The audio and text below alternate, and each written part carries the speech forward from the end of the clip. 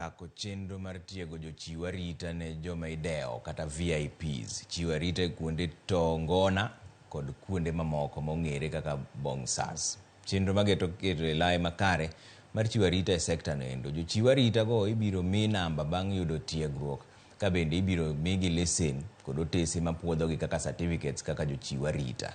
Maendi biro bang' bong'sas moko rakore gi apisa mag NACADA e kinde timo apedha e magawa moro. Mano kelo hinyruok nyaka ne jofwambo bende. Lydia Okeyo nigi ler mar wachni. En tiegruok makoro biro chiwo thuolo ne jochiw arita. En tiegruok makoro biro chiwo thuolo ne jochiw arita kata bong'sas mar bedo kod lony ewi kaka gitawo chenro mag chiwo arita ne jogo ma ideo kuonde tongona kod kuonde mamoko e pachoka. We don't want a situation where you wake up one morning, you watch a movie on Netflix about prison break, and you get inspiration, and you say you are a security expert. Mama yange gi director mar dul marango kembe mag chukdar kod jochiw arita ma okondiki gi Sirkal Fazul Mohammed eromo mano kelo kanyakla jochiw arita go. Kamo yangoe ni chenro no biro kelo luor mowinjore ne sekta no kendo puonjo jochiw arita go e yore mowinjore gi tago do chenro mage. The people who have attended here today, let them come and pick a free copy of this act from the office.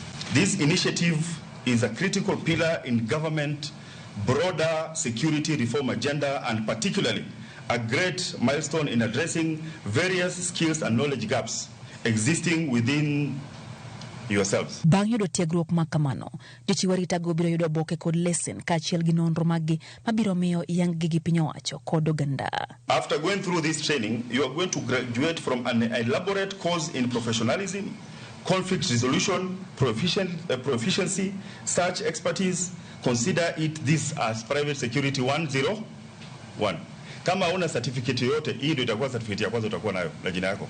And if your client, if your employer has altered your contractual obligations, or they have contravened your rights as a private security personnel, you can officially now do what?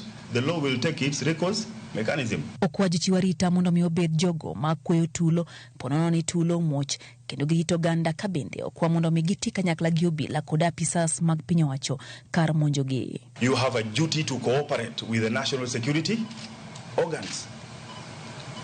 You are not an alien, you are not operating in space, you are operating within a legal framework. You are not an auxiliary of the security systems in this country. You are part of the national security infrastructure. Mabiro bang' jochiw arita ma otese ni bong'sa maroma par kod manager mar magawa moro mantiere boma ma Nairobi no ochwali e doho ma Milimani. Kama nodonje gi ketho abiriyo kama oting'o kelo hinyruok ne jofwambo moko manoriko kawo tipo e kinde mane apisas mag NACADA ne timo apedha e magawa no. Uso math mar shisha e tok chik kod ketho mamoko duto mane gikwero. In count number 5, you've all been charged with the offense of assault in execution of duty, particulars of that on the 5th day of January 2024. Nowe gi thuolo gi omenda maching maromo siling 30,000 kod rambun maromo siling 100,000 kama ni jamargi nowe gi siling 10,000 maching. Burano ibiro winj kendo tarik 24 dwe ni. Lydia Okeyo, Ramogi TV, Nairobi. Gavana ma Homa Bay Gladys Wanga osingo ne jodak mawuok e